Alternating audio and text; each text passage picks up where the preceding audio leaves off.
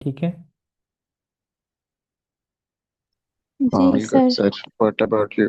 अल्हम्दुलिल्लाह फाइन। काफ़ी अर्सा जो है ईद वाले दिन और उससे पहले मैं गांव चला गया था, तो उस वजह से वहाँ पे थोड़ा नेटवर्क का इशू था। तो इस वजह से हम प्रॉपरली जो है वो अपनी मीटिंग्स जो थी इनको हम कैरी ऑन नहीं कर पाए। लेकिन इट्स ओके, अभी वो दिन गुजर गए। इंशाल्लाह अभी मैं वापस आ गया हूँ सिटी में, तो इसको हम दोबारा से जो है वो रीस्टार्ट करते हैं। तो कहाँ तक हमने डिस्कस किया था लास्ट टाइम? सर रिकॉर्डिंग कर लीजिएगा ताकि बाद में थोड़ा इजी हो जाए, लेक्चर नोट करना साथ साथ थोड़ा सा मुश्किल होता है। Okay, thank you. Recording is in progress. Okay, तो बता सकता है कहाँ तक हमने किया था? सर ये यहाँ तक ही किया था, प्राइमोर्डियल रेडियो एक्टिविटी और इससे। अच्छा, वी वर डिस्कसिंग कि how natural radio activity participate in the, you can say, different geological processes। ठीक है, जितने भी जियोलॉजिकल प्रोसेस हैं उनमें हमारे पास जो नेचुरल रेडियो एक्टिविटी है वो कैसे अपना रोल प्ले करती है। How it contribute to the inner temperature, हमारे अर्थ क्रस्ट का जो टेम्परेचर है उसके अंदर रेडियो एक्टिविटी का क्या रोल है। तो ये मैंने आपको बताया था कि जितने भी ये जियोलॉजिकल प्रोसेस है उसमें मैंने कहा था दो टाइप के होते हैं। एक कौन से होते हैं? एंडोजेनिक, और एक होते हैं एक्सोजेनिक। यही दो टाइप हमने पढ़ी थी ना। ठीक है, तो endogenic that refers towards the internal heat, and exogenic that refers towards the external heat. तो हमारे पास जितने भी एंडोजेनिक प्रोसेसेस थे, जैसे प्लेट टेक्टोनिक्स, और कौन कौन से थे जो मैंने बताया था एंडोजेनिक? एक प्लेट टेक्टोनिक्स हो गया, सेकेंडली वोल्केनिक इरप्शन जो हमारे पास होती है, वोल्केनिज्म, एंड थर्ड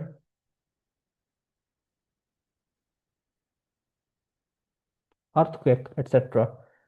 ठीक है, ये वो सारे प्रोसेस थे जो हमने कहा दे आर एंडोजेनिक। ठीक है, endogenic mean those process that refer toward the internal heat. तो अब हमने देखा कि हाउ जो नेचुरल रेडियो एक्टिव हमारे पास जो एलिमेंट्स थे, जो हमारे पास जब से दुनिया बनी या ज़मीन बनी उस वक्त ये मौजूद हैं, और उस वक्त से वो क्या हो रहे हैं, डिग्रेड हो रहे हैं और एनर्जी रिलीज करते जा रहे हैं। अब वो एनर्जी इकट्ठी होती जा रही है, और वो इनसाइड हमारे पास जो रॉक्स हैं उनको जो है वो जब वो पिघलाती हैं तो हमारे पास या तो मेंटल बनते हैं या हमारे पास मैग्मा बनता है। अगर मेंटल बनता है तो वो मेंटल हमारे पास वो सेमी लिक्विड सा हमारे पास मटेरियल होता है, सेमी फ्लूइड मटेरियल, जिसके ऊपर हमारे पास वो प्लेट्स जो हैं वो हमारे पास तैर रही होती हैं, जो फ्लोट कर रही होती हैं। तो अब वो जो प्लेट्स हैं उनकी मैंने अब अर्थक्वेक कैसे आते हैं या माउंटेन फॉर्मेशन कैसे होती है वो मैंने आपको बता दिया। ठीक है, उनकी मैंने आपको मोशन बता दी, मूवमेंट बता दी। ठीक है, ये कन्वर्जेंट होती है या डाइवर्जेंट होती है या ट्रांसफॉर्म मूवमेंट होती है। ठीक है, ये सारी चीज़ें थी जो हमने लास्ट टाइम डिस्कस की थी। ठीक है, अब हम थोड़ा सा आगे बढ़ते हैं। ये हमारे पास था पेरिमोर्डियल रेडियो एक्टिविटी के, हमारे पास जितने भी वो पुराने स्टार्ट 82 से अबव। ठीक है, हमने ये देखा था कि 82 मैथ नंबर जो है उससे अबव जितने भी हमारे पास एलिमेंट्स हैं they all are unstable, so they tends to decay and move towards the stable one. तो स्टेबल न्यूक्लाई की तरफ जो है वो मूवमेंट जो उनकी है ये हमने देखा था। ये हमने जितने भी ये प्रोसेस हैं,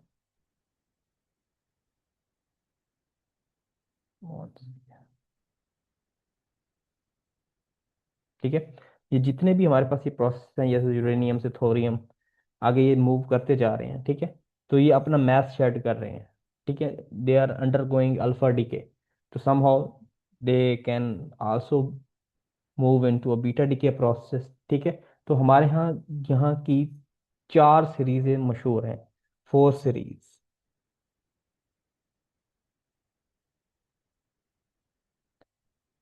एक हमारे पास होती है 4n सीरीज, एक हमारे पास है 4n+2,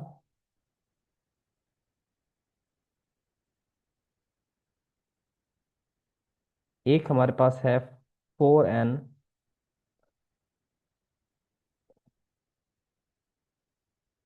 +1 and 4n +3।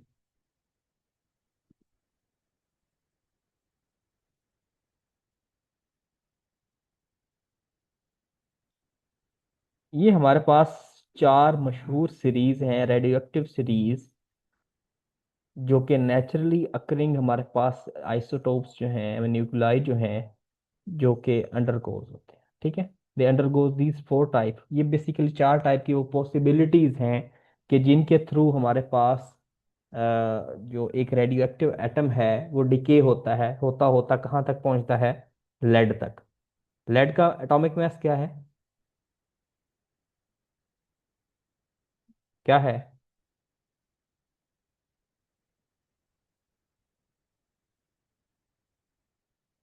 सो गए? जी सर। तो क्या है लेड का एटॉमिक मास? 207.2। वो तो हमारे पास डिफरेंट हो सकता है ना, 206, 207, 208। और एटॉमिक नंबर? 82। 82। तो हमने कहा 82 से अबव जितने भी हैं वो सारे अनस्टेबल हैं। तो वो अनस्टेबल जो है वो मूव करते रहते हैं, डिके होते रहते हैं। कब तक, कहाँ तक? जब तक वो किस कॉन्फ़िगरेशन को ना पहुंच जाए? लेड की। जब वो लेड लेड न्यूक्लाई तक पहुंच जाते हैं, उस वक्त हम कहते हैं कि अब वो जो हमारे पास सीरीज है, रेडियो एक्टिव सीरीज जो है वो स्टॉप हो गई। ठीक है। अब नॉर्मली हमारे पास, ये मैंने आपको बताई हैं 4 सीरीजें। ये आप लोगों का काम है, आप लोगों ने काफ़ी जो है वो सो लिया। आप लोगों ने ये 4 सीरीजों के बारे में देख के आना है। ठीक है। एक को हम कहते हैं, ये हमारे पास बेसिकली 4 सीरीज हैं। ठीक है। इनका वैसे जो चैप्टर नंबर 6 है रेडियो एक्टिविटी का, ठीक है, उसके अंदर इसका भी जिक्र है। ठीक है, उसके लास्ट पे आप जाओगे तो आपको ये चारों सीरीज वहां पे देखने को मिल जाएंगी। ठीक है। 4n सीरीज को हम नॉर्मली जो है वो थोरियम सीरीज बोल देते हैं। 4n+2, इसको हम क्या बोलते हैं? Uranium series. ये इसके हमारे पास जो पेरेंट एटम होता है, जहाँ से स्टार्ट होती है, वो होती है यूरेनियम। ये थोरियम से स्टार्ट होता है। ठीक है। तो ये दो ज़्यादा, मैंने दो को पहले इसलिए लिखा, ये दो हमारे पास सबसे ज़्यादा मशहूर सीरीज हैं रेडियो एक्टिविटी की, कि दैट अंडरगोज रेडियो एक्टिविटी के थोरियम से यहाँ स्टार्ट होते हैं।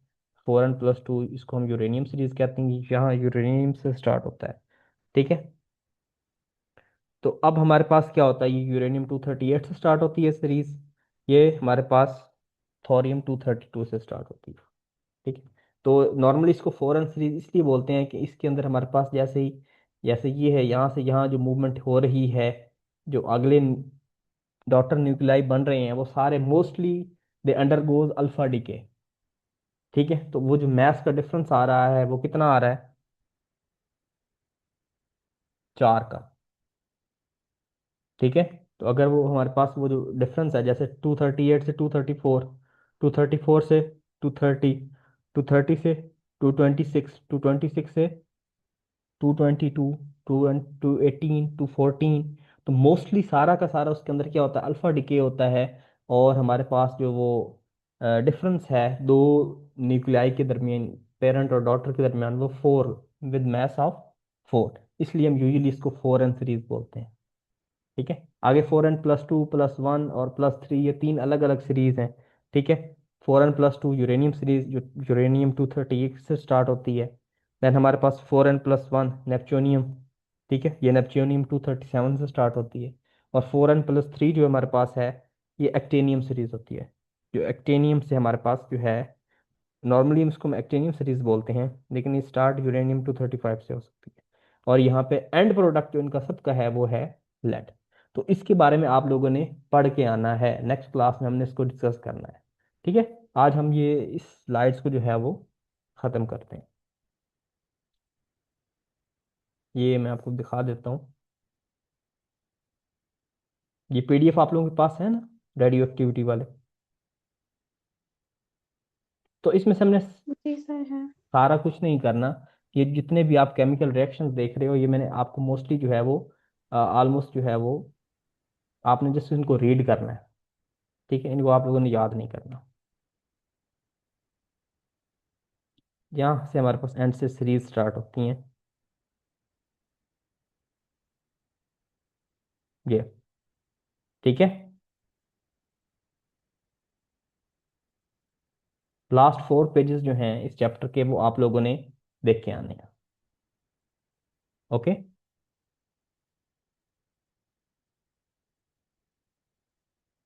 ओके, हम आगे बढ़ते हैं। इस स्लाइड्स को हम जो है वो एंड करते हैं।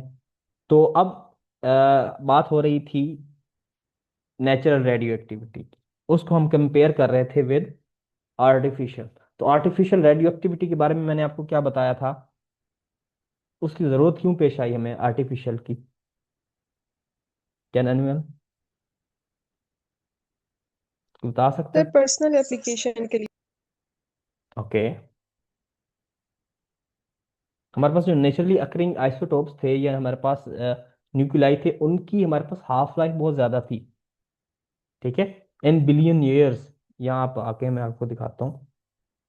ये हमारे पास एक, जैसे हमारे पास क्या है ये, यूरेनियम 238, इसकी हाफ लाइफ कितनी है?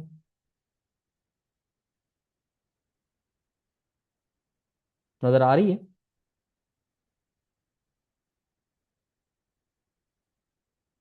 टेबल नज़र आ रहा है? Yes sir. तो कितनी है?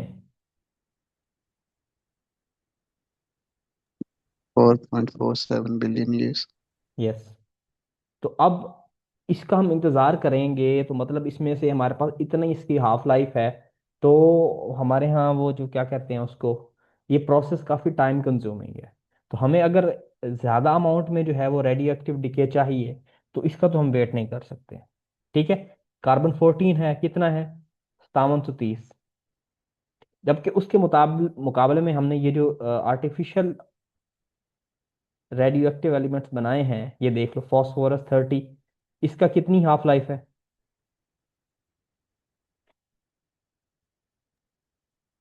3 मिनट्स। 3 मिनट। मतलब इसकी जो एक्टिविटी होगी वो क्या होगी? ज्यादा। ठीक है, technetium yes. 6 hours, lutetium 6.64 days. कहाँ वो billion years, thousands, millions of years, और कहाँ पे हमारे पास ये क्या है, फ्यू मिनट्स, आवर्स और इवन डेज। ठीक है, तो हम क्या करते हैं, जब हमने इन रेडियो एक्टिव एलिमेंट्स को अपने पर्सनल यूज़ के लिए लेके आना है, कमर्शियली इनको इस्तेमाल करना है, तो फिर हम नेचुरल रेडियो एक्टिविटी का इंतज़ार नहीं करते। हम क्या करते हैं, हम इनके अंदर रेडियो एक्टिविटी को इंड्यूस करते हैं by bombardment of neutrons, protons, deuterons. ठीक है, या हमको अल्फा रेज इनके ऊपर एमिट कर देंगे। ठीक, तो अल्फा बीटा पार्टिकल्स, प्रोटॉन्स को, न्यूट्रॉन्स को हम क्या करते हैं, किसी भी स्टेबल जो हमारे पास है मॉलिक्यूल, स्टेबल आइसोटोप न्यूक्लियाई, उसके ऊपर जब हम बम्बार्ड करवाते हैं इनको, जैसे हमारे पास इन केस, आप यहाँ देखो, ये मैंने आपको पहले भी एग्जांपल बताई थी। ठीक है, तो हम क्या करते हैं, जैसे ही पोलोनियम सोर्स से हमने अल्फा रेज निकाली और उनको हमने स्ट्राइक करवाया किधर, एल्युमिनियम के ऊपर, एल्यूमिनियम फॉयल। जिसके नतीजे में हमारे पास क्या निकला, P30, फॉस फॉस्फोरस 30। फॉस्फोरस। अब एल्युमिनियम 27 जो इटसेल्फ जो था वो क्या था, न्यूट्रल था, स्टेबल न्यूक्लाई था। जैसे ही हमने उसके ऊपर अल्फा रेज को फॉल करवाया, तो वो क्या हो गया, वो कन्वर्ट हो गया इनटू फॉस्फोरस न्यूक्लाई, जो कि अनस्टेबल है। अब वो जो है फॉस्फोरस न्यूक्लाई है, that undergoes beta positive decay, जो हमें पॉजिट्रॉन देता है। ठीक है, तो अब हम इस प्रोसेस के थ्रू क्या कर सकते हैं, जितने मर्जी चाहे पॉजिट्रॉन निकलवा लें। ठीक है, तो पॉजिट्रॉन की एमिशन के लिए हम यस। ये वाला प्रोसेस यूज करते हैं। ठीक है, अब P30 की हमने कितनी हाफ लाइफ देखी है, 3.5, 3.15 मिनट। ठीक है, तो बजाय इसके कि हम नेचुरल का इंतजार करें, हमने इसको क्या कर लिया, इंड्यूस करवा लिया रेडियो एक्टिविटी को, और देन हम इसको जो है अपने इसकी आगे हम एप्लीकेशंस देख सकते हैं। अच्छा, अब दो तरह के हमारे यहाँ नॉर्मली चीज़ें यूज़ होती हैं for artificial radio active isotopes हमें बनाने के लिए। दो तरह की चीज़ें चाहिए होती हैं, या तो हम न्यूक्लियर रिएक्टर यूज़ करते हैं, या हम क्या यूज़ करते हैं, पार्टिकल एक्सेलरेटर। ठीक है, इनको हम डिटेल में जब हम आगे पढ़ेंगे, जब फिजिकल क्लासेस में आएंगे, मैं आप बहुत काफ़ी कम करवा रहा हूँ। मैंने अभी जो है 6 सेमेस्टर उनको भी काफ़ी जो है वो स्लो लेके चल रहा हूँ, क्योंकि उम्मीद है कि हमारे नेक्स्ट वीक से जो है वो फिजिकल क्लासेस स्टार्ट हो जाएंगी, तो उसमें ही हम जो है अपना सारा काम करेंगे। एक तो ऑनलाइन क्लासेस में स्टूडेंट्स नहीं आते, ठीक है, तो आप देख लो कितने स्टूडेंट्स आप आए हुए हो। 15, 15वां में 14 स्टूडेंट है आउट ऑफ 26 और 27। ठीक है, तो ये स्ट्रेंथ है, तो ये बिल्कुल भी अच्छी बात नहीं। एक तो नॉर्मली हम कुछ लोग जो होते हैं वो वैसे ही जानबूझ के नहीं आते, सोए पड़े रहते हैं, और कुछ लोगों को वाकई जेन्युइन इश्यू होता है। जैसे जो हम थोड़ा बैकवर्ड एरियाज में चले जाते हैं गांव में, तो वहाँ पे तो इंटरनेट काफ़ी जो है वो अभी भी मसाइल हैं उसके, तो वो मैंने खुद फेस किए हैं, तो इसलिए वो मैं आपको बता सकता हूँ। तो इस वजह से ज़्यादा सिलेबस हम इसमें कवर नहीं करते, हम बस थोड़ी सी चीज़ें जो हैं उनको ही जान लेते हैं। अच्छा, अब न्यूक्लियर रिएक्टर हमारे पास बेसिकली क्या होता है, जब हम क्या करते हैं, कोई ऐसी सीपीसी हमने बनानी हो जो कि क्या हो, न्यूट्रॉन रिच। तो जब कोई न्यूट्रॉन रिच सीपीसी हो, तो वो अंडरगो क्या करती है, कौन से डिके की तरफ जाती है, बीटा माइनस डीके और beta positive DK.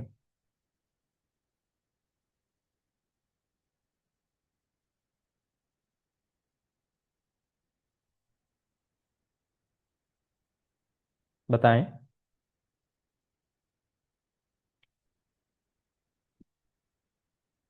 Sir beta negative decay. ठीक है, तो हम क्या करते हैं, जब हमें बीटा नेगेटिव डिके चाहिए हो, जब में हमें इलेक्ट्रॉन्स चाहिए हो या कुछ ऐसे, हम तो हम क्या करते हैं, न्यूक्लियर रिएक्टर की तरफ जाते हैं। न्यूक्लियर रिएक्टर रहते हैं वहाँ पे, हम अपना जो है ये रिएक्टर कोर के अंदर हम क्या करते हैं, हमारे जितने भी स्टेबल न्यूक्लियाई हैं उनको हम फिल करते हैं, और फिर क्या करते हैं, स्लो मूविंग न्यूट्रॉन्स जो हैं उनको हम क्या करते हैं, उनके साथ स्ट्राइक करवाते हैं। जैसे ही वो स्लो मूविंग न्यूट्रॉन उनके साथ जो है वो कोलाइड करते हैं, तो क्या करते हैं, उनकी जो हमारे पास न्यूट्रॉन नंबर है उनको इंक्रीज कर देते हैं उस हमारे पास न्यूट्रल या स्टेबल न्यूक्लियाई के। तो जैसे ही न्यूट्रॉन नंबर उसका इंक्रीज कर गया, एन ओवर पी रेशो क्या होगी, इंक्रीज कर गई। तो जैसे ही N over P ratio increase करेगी, तो हमारे पास वो जो एक स्टेबल एलिमेंट था, स्टेबल न्यूक्लियाई था, सॉरी, तो वो कन्वर्ट हो गया इनटू अनस्टेबल।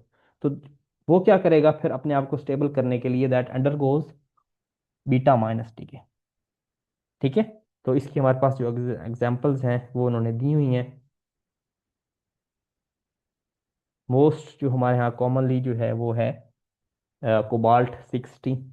ठीक है, देन हमारे पास क्या होता है, बाज़ औक़ात हमने बीटा पॉजिटिव डिके करा, जैसे हमारे पास पेट है। ठीक है, तो हमने पेट की एप्लीकेशन के लिए हमें क्या चाहिए, बीटा पॉजिटिव डिके। तो उस सूरत हाल में हमें क्या करना होगा, कोई ऐसी, हम जैसे प्रोटॉन है, हम प्रोटॉन के बम्बार्डमेंट कराते हैं इन पार्टिकल एक्सेलरेटर। उसमें क्या होता है, हमारे पास एक, हमारे पास नॉर्मल हमारे पास न्यूट्रॉन न्यूक्लियाई होता है, उसके अराउंड हम क्या करवाते हैं, अपना प्रोटॉन हो सकता है या ड्यूट्रॉन हो सकता है, उसको वो हाईली जो है वो स्पीड के साथ वो मूव कर रहा है। मूव करता करता वो जो है वो स्ट्राइक करता है किसी भी हमारे पास न्यूट्रल एलिमेंट के साथ, न्यूट्रल न्यूक्लियाई के साथ। तो क्या कर देता है, उसके अंदर हमारे पास जो प्रोटॉन नंबर है वो उसको इंक्रीज करवा देता है, और उसको क्या बना देता है, न्यूट्रॉन पुअर आइसोटोप। तो जब न्यूट्रॉन कम हो जाएंगे, एन ओवर पी रेशियो क्या हो जाएगी, डिक्रीज होगी। तो उस सूरत हाल में हमारे पास वो जो न्यूक्लियाई है, then that nuclei undergoes beta positive decay. तो हमारे पास पॉजिट्रॉन की एमिशन होती है। तो उस पॉजिट्रॉन की हमारे पास जो मेन हमारे पास एप्लीकेशन है वो क्या थी, पेट की, पॉजिट्रॉन एमिशन टोमोग्राफी। तो हमारे पास जब हम कलर्ड स्कैन करते हैं इंटरनल टिश्यूज का, उस वक्त हम ये टेक्निक को यूज करते हैं। Moving forward,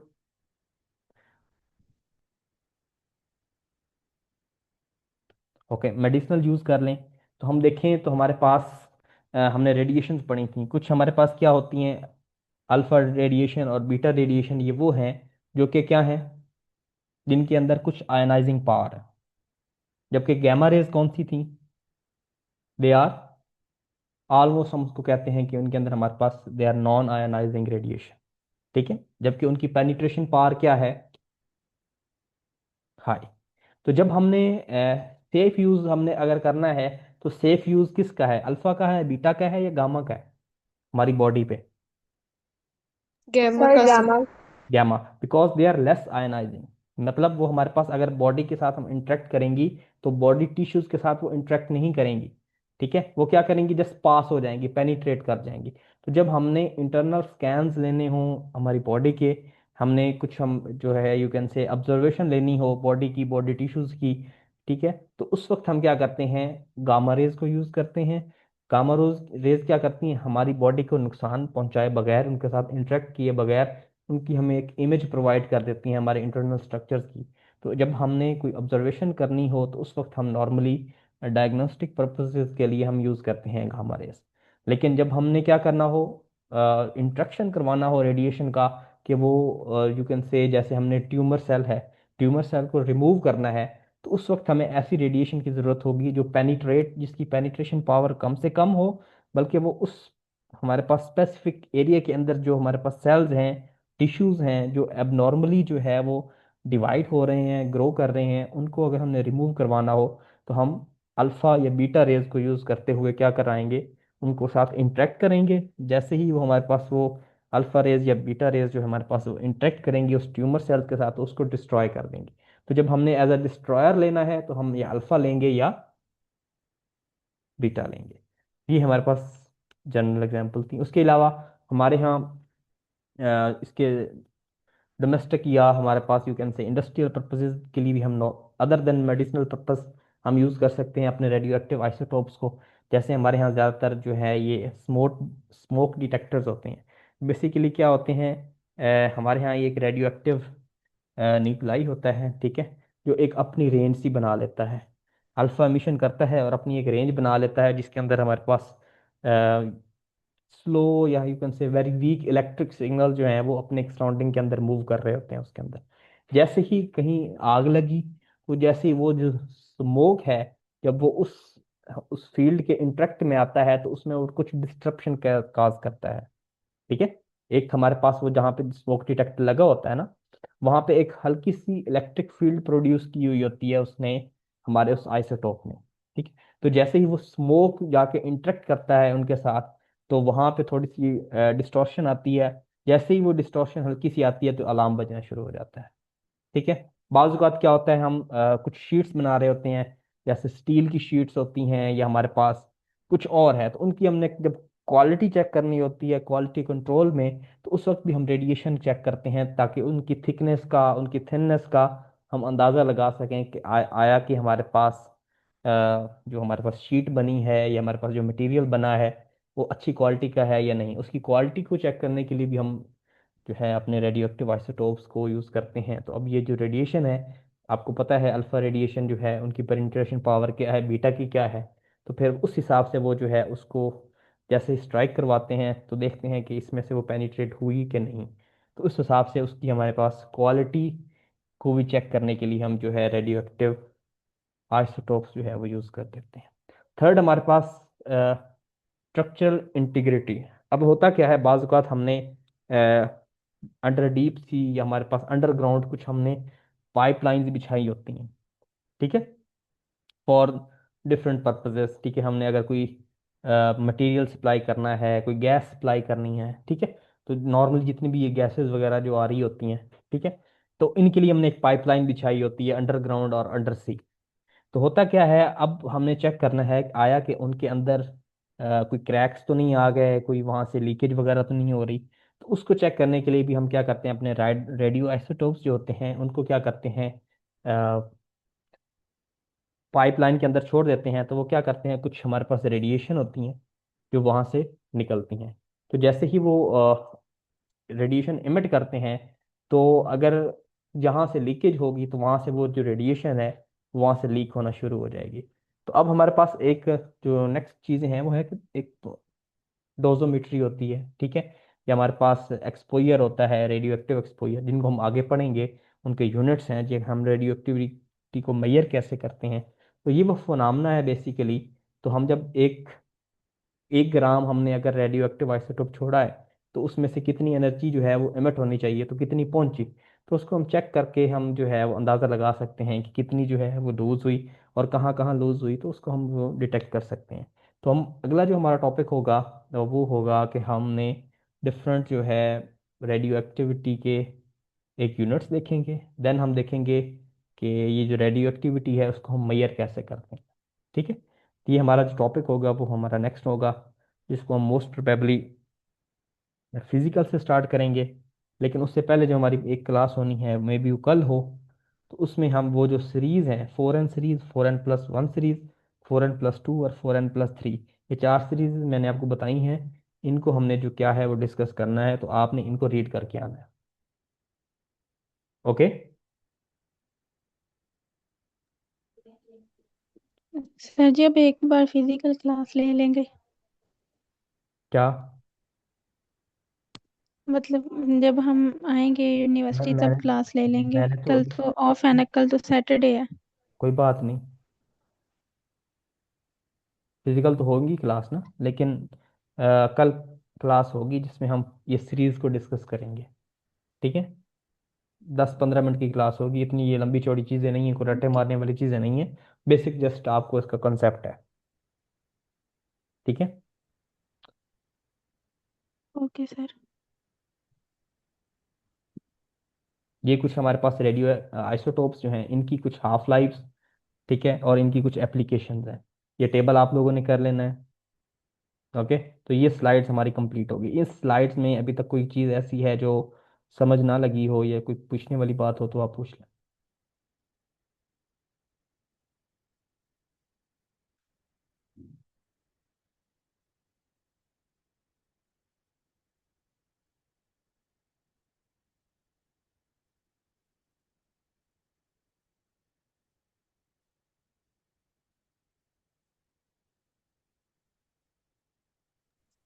sir yes. Sir ये आपने कौन से एआई से बनाई है, उसका नाम बता दें। क्या? ये बेसिकली नोटबुक एलएम है।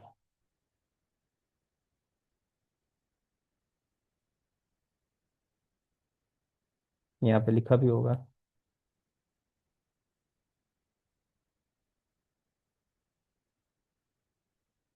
इसको आप मटेरियल प्रोवाइड करो, ठीक है, तो ये क्या कर देता है उसको पीडी स्लाइड्स में कन्वर्ट करके दे देता है। आप इसको पीडीएफ भेजो, स्कैन नोट्स भेजो, तो क्या करता है इनको कन्वर्ट कर देता है इनटू स्लाइड्स।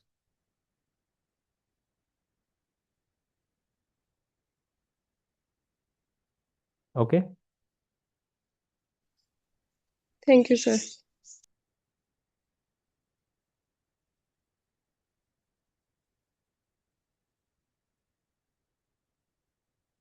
ये मैं आपको इसकी जो है सर इस स्लाइड, टॉपिक किस टॉपिक की?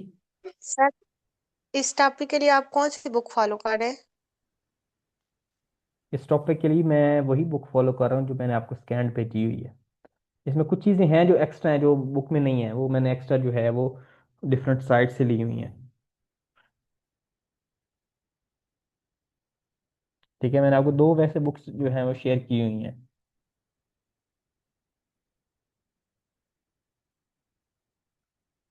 ये हमारे पास स्लाइड्स हैं वैसे उस 4 जो सीरीज हैं उनकी।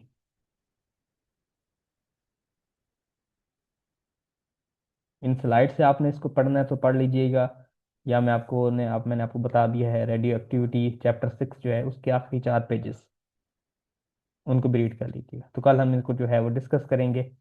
ये हमारा ऑनलाइन क्लास का लास्ट लेक्चर होगा।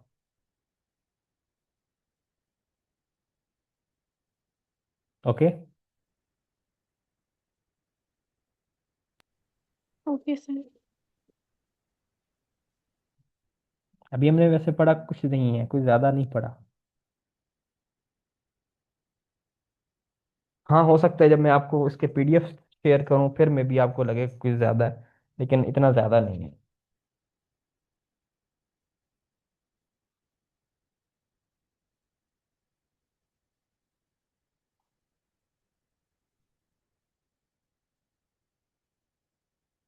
कोई क्वेश्चन है? No sir. ओके, तो हमने ये कुछ चीज़ें बताई हैं रेडियो एक्टिविटी की टाइप्स। ठीक है, ये हमने पीछे सारा कुछ डिस्कस कर लिया हुआ था। तो हमने जो मेन स्टार्ट किया था अपना ऑनलाइन, वो इनसे किया था कि नेचुरल और आर्टिफिशियल में डिफरेंस। ठीक है, नेचुरल रेडियो एक्टिविटी की कुछ हमने मेजर टाइप्स थी, पेरिमोर्डियल और कॉस्मोजेनिक। ये दो मेन टाइप्स थी जो हमने पढ़ी थी नेचुरल रेडियो एक्टिविटी। ठीक है, इनकी फिर आगे एप्लीकेशंस हैं कि जो हमारे पास पेरिमोर्डियल रेडियो एक्टिविटी है वो आगे कहाँ कहाँ यूज़ होती है, वो डिस्कस होगी इन जियोलॉजिकल प्रोसेसेस में। और जो कॉस्मोजेनिक है ये हमने कहा था नॉर्मल, हमने कार्बन 14, कार्बन डेटिंग। ठीक है, तो आगे हमारे पास ये हम नेचुरली जो हमारे पास स्टेबल एलिमेंट्स होते हैं उनको अनस्टेबल कैसे करते हैं, आर्टिफिशियल रेडियो एक्टिव एलिमेंट्स कैसे बनाते हैं। तो हमने 2 मेथड्स देख रहे हैं। एक हम नॉर्मली न्यूक्लियर रिएक्टर की मदद से करते हैं, जब हमें क्या चाहिए हो, न्यूट्रॉन रिच स्पीशीज चाहिए। जब हमें न्यूट्रॉन पुअर स्पीशीज चाहिए हो तो उस वक्त हम क्या करते हैं, पार्टिकल एक्सेलरेटर का यूज़ करते हैं। देन हमने इसकी मेडिसिनल एप्लीकेशंस और इंडस्ट्रियल एप्लीकेशंस देखी। ठीक है, और इसकी एंड पे ये टेबल है जिसमें हमने कुछ आइसोटोप्स की हाफ लाइफ और इनकी एप्लीकेशन जो है वो देखी। ठीक है, तो ये सारा कुछ है इस पीडीएफ में, इन स्लाइड्स में। तो ये था हमारा आज का लेक्चर। इंशाल्लाह कल टाइम आप बता दें।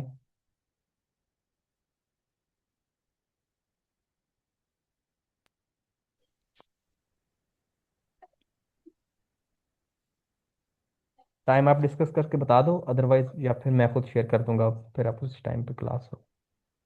ओके, सर आप बता दें। 1 बजे। ओके,